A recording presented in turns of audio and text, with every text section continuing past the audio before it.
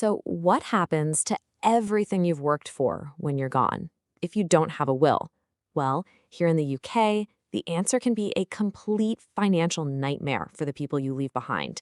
We're going to break down exactly what that looks like, and we're doing it with a guide developed by the absolute experts in this field, the team at My Tax Accountant. They see these heartbreaking situations all the time. Okay, picture this. Your family is grieving, right? And then on top of all that, a letter arrives. It's a massive, unexpected tax bill, a bill that could have been completely 100% avoided. Now, this isn't just some scare story. This is the harsh reality for thousands of families across the UK, every single year. And it all happens for one simple reason. A will was never written. All right, so here's what we're going to cover. First up is your unwritten will. Then we'll dive into the rigid rules of intestacy and the big inheritance tax trap. We'll look at how this all affects modern families, what you can do to mitigate the damage, and finally, how to take control of your own estate. Let's get into it. Okay, Section 1, your unwritten will, the default plan you never chose. See, a lot of people think that if you don't have a will, there's just no plan. But that's not true at all. Oh, there's a plan, all right. It's just not your plan. It's the government's default one-size-fits-all strategy for everything you own. So, the official legal term for this is intestacy. Sounds kind of formal, but what it means is simple: dying without a valid will.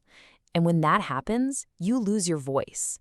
The law steps in, and it's the law, not you, that decides who gets your house, your money, your car, literally everything. You get absolutely no say in the matter. To make this all feel a bit more real, let's meet Chloe. She's a perfect example. She's a 45-year-old freelance graphic designer living in London. She owns her flat, which is worth about £750,000, and her total estate is around £1 million. Now here's the key bit. She has a long-term partner, but they're not married, and she has a child from an earlier relationship. This kind of modern family setup is super common, right?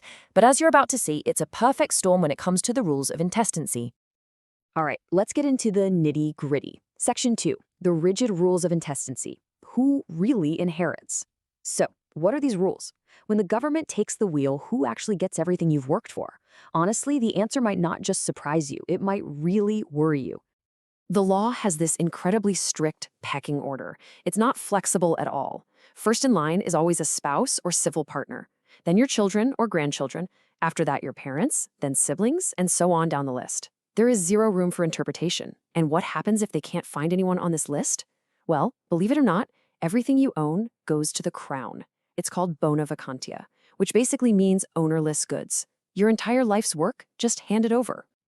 Okay, here's a pro tip, because this is a huge misconception that catches so many people out.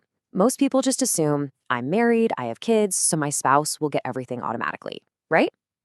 Wrong. That is just not true. If your estate is worth more than £322,000, your spouse gets your personal things, the first £322,000, and then only half of what's left.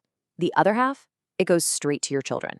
This can cause massive, massive problems for the surviving partner. And that's not all. Here's where most people go wrong. This rigid system doesn't just mess up who gets what. It can also create a massive extra tax bill for your family. So let's move on to Section 3, the inheritance tax trap, and how intestacy can really cost you. Right, let's talk numbers.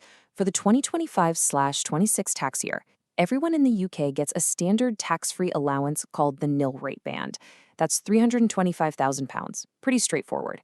But you can also get an extra $175,000 allowance. This is the residence nil-rate band, or RNRB. Now, here's the catch, and it's a big one. You only get to use this if you leave your main home directly to a direct descendant, like your kids. So you can potentially pass on £500,000, tax-free, but that potential can vanish without a will. Let's go back to Chloe and see how this plays out. Take a look at this table. With a will, Chloe leaves her flat directly to her child. That means she gets to use that extra residence nil-rate band. Her total tax bill comes out to £200,000. Now look at the bottom row. Without a will, the intestacy rules kick in, and boom, she loses that $175,000 allowance. Her taxable estate balloons, and the inheritance tax bill jumps to $270,000. That's an extra $70,000 going straight to HMRC, all because she didn't have a will. Now, stay with me, because this next point is where things go from just financially damaging to genuinely heartbreaking. Okay, Section 4, modern families, outdated rules, who gets left behind. The problem is, these intestacy rules were written for a world that doesn't really exist anymore. They are completely out of step with how modern families work, and the results can be devastating for the people you love. This is the unmarried partner trap, and it is, without a doubt, the single biggest issue. What you think will happen is that your long-term partner will inherit your share of everything you built together. But what actually happens? Your partner is legally entitled to absolutely nothing. I'll say that again, nothing. It doesn't matter if you live together for decades. In the eyes of the law, they are a legal stranger. So in Chloe's case, what happens to her partner, the person she shared her life with? He gets zero.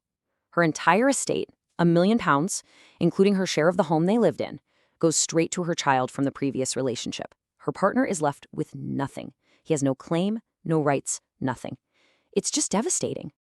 And did you know it's not just unmarried partners who are left out in the cold? The law has massive blind spots. What about stepchildren that you've raised as your own? They get nothing unless they've been legally adopted. A best friend who was more like a sibling, a carer you relied on for years, or even charities you've passionately supported. Under intestacy, they all have no automatic inheritance rights. The law simply doesn't see them. So, if the worst happens, is that it? Is there any way to fix this mess after someone has passed away? Well, let's look at Section 5, how to mitigate the damage.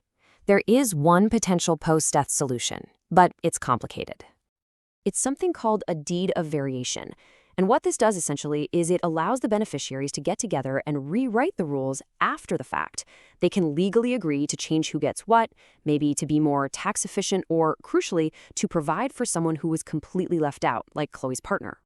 But, and this is a huge but, it's not a simple fix. First, it has to be done within 2 years of the death.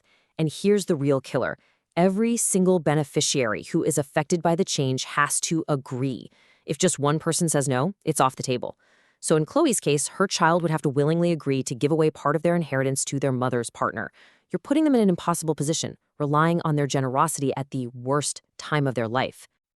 Look, a deed of variation is just damage control. It's a last-ditch effort. So let's talk about the real solution, the proactive one that stops any of this from ever becoming a problem. Let's move to our final section, taking control of your estate. And honestly, the answer is so simple, but it's something so many of us put off. The single most important step is proactive planning. It's writing a legally valid will. And you know what? This isn't about being morbid. It's about empowerment. It's about protecting the people you care about and taking control of where your hard-earned assets go. So let's just quickly recap the key takeaways here. First, if you die without a will, the law decides who gets your stuff, not you. Second, the intestacy rules can lead to a way bigger inheritance tax bill. Third, unmarried partners and stepchildren get no automatic rights whatsoever. A deed of variation might help, but it's a reactive fix and it's not guaranteed. And finally, writing a will is the only way to make sure your wishes are actually followed. Okay, just before we wrap up, a very important disclaimer. Please remember, the information in this guide is for general purposes only. It's not a substitute for professional advice, and you really shouldn't rely on it exclusively to make financial decisions, because everyone's situation is different. And that's exactly why, if any of this has made you think, your next step should be to talk to an expert. The team at My Tax Accountant are specialists in all of this stuff. You can give them a call on 0208-570-8531, or you can send an email to info@mytaxaccountant.co.uk. For even more detail, go and read the full article on their website, and hey, while you're there, make sure you subscribe to their YouTube channel for more fantastic guides like this one. So I'll just leave you with this one last question. You've worked your entire life for your assets. You've built everything you have from the ground up. Isn't it time you decided who gets them?